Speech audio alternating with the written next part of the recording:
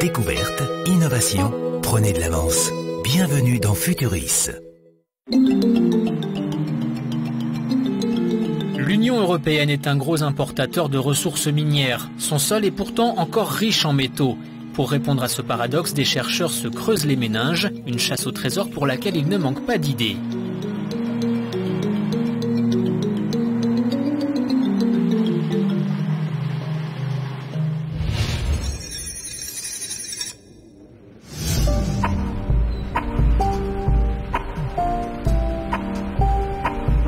Bienvenue dans la mine de métaux la plus profonde d'Europe. Son puits principal descend à 1430 mètres de profondeur. Riche en cuivre, en zinc et en pyrite, la mine de Piazzalmi est exploitée depuis 40 ans. Mais le compte à rebours vers une fermeture est déjà enclenché.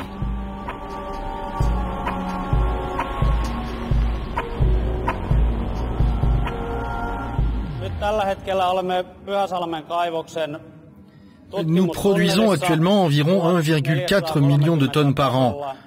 Mais si le prix des métaux se maintient au niveau actuel, nous ne pourrons pas poursuivre l'exploitation de la mine au-delà de 2018. Cette mine représente un bon exemple des défis à relever en Europe. Aussi reçoit-elle régulièrement la visite de scientifiques qui travaillent sur un projet de recherche de l'Union européenne et dont l'objectif est d'offrir aux mines une seconde jeunesse.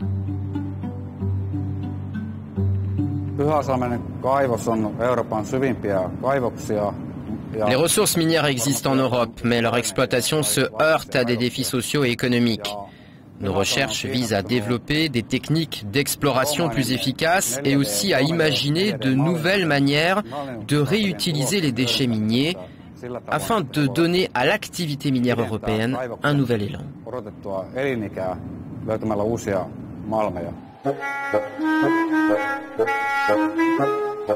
Découvrir de nouveaux filons dans des mines toujours actives ou abandonnées, voilà l'objectif numéro 1 des chercheurs. Cette chasse au trésor est particulièrement difficile dans les gisements anciens et profonds comme celui-ci.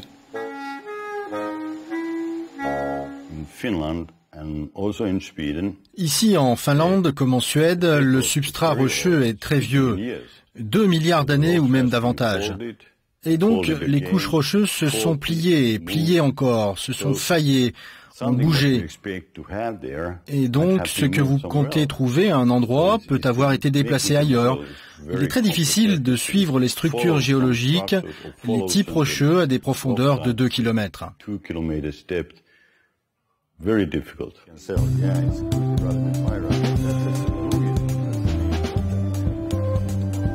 Les chercheurs ont donc mis au point des modèles sophistiqués en 3 dimensions pour les aider à mieux comprendre la complexité de la géologie qui enveloppe les filons. Ce que vous voyez ici en rouge, c'est ce qu'on appelle les zones réfléchissantes. Les régions souterraines dans lesquelles les matériaux ont des densités différentes du substrat rocheux environnant. Cette différence de densité est l'une des caractéristiques du filon que nous recherchons. Donc ces cartes en 3D nous aident à repérer avec précision ces régions et calculer les angles et les distances pour des forages d'exploration plus précis.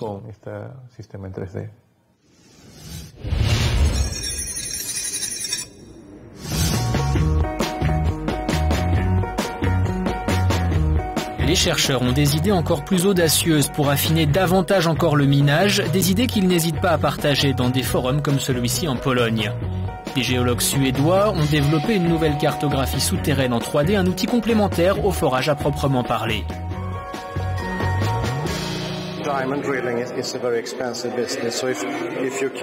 Utiliser des foreuses à diamant coûte très cher, donc si l'on peut avoir des modèles informatiques plus fiables, alors on a moins besoin de forer pour atteindre le minerai ciblé et on réduit ainsi les dépenses pour ces forages profonds.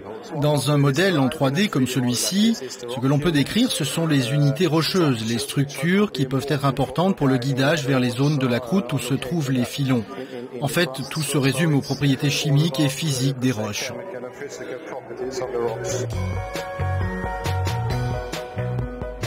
Un peu plus loin, la première base de données interactive en ligne des ressources minières d'Europe.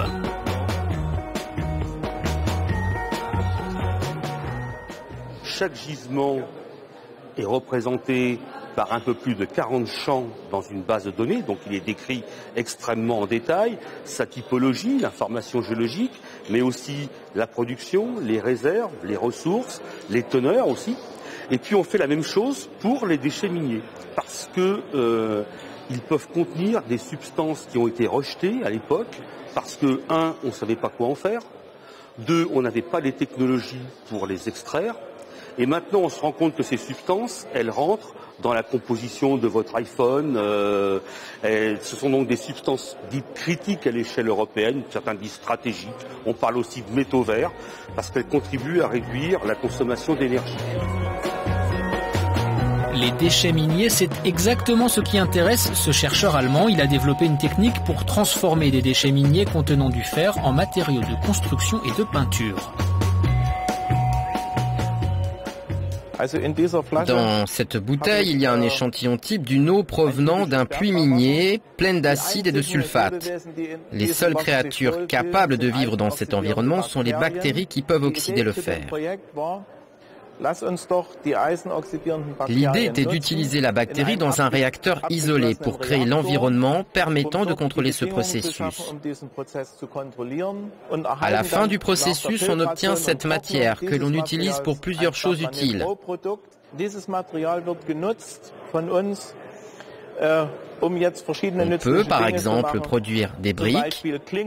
On peut aussi utiliser cette matière pour produire de la peinture anti-rouille.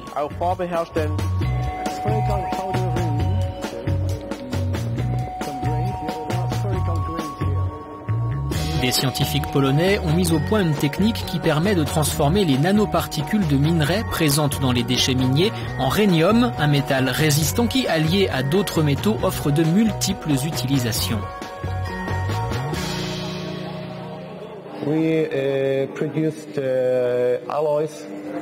En mélangeant du rhénium et du cobalt et du nickel, on peut produire des super alliages qui peuvent être utilisés pour des choses très sophistiquées, comme dans l'industrie aérospatiale par exemple. On peut les utiliser pour la production de moteurs d'avion ou de turbines fonctionnant dans des environnements très exigeants.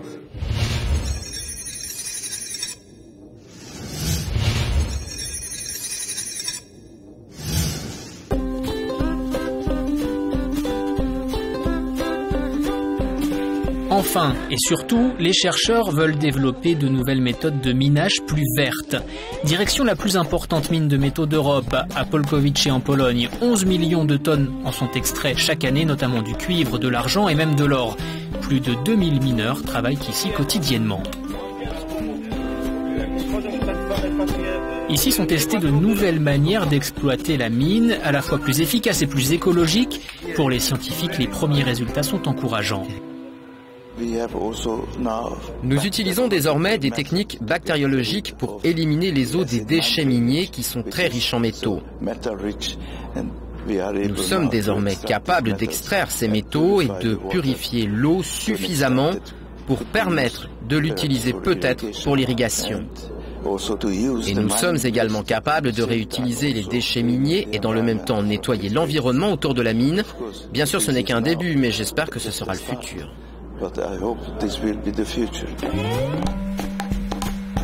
Un futur que les scientifiques rêvent plein de richesses minières et dont l'exploitation rimerait avec écologie et recyclage.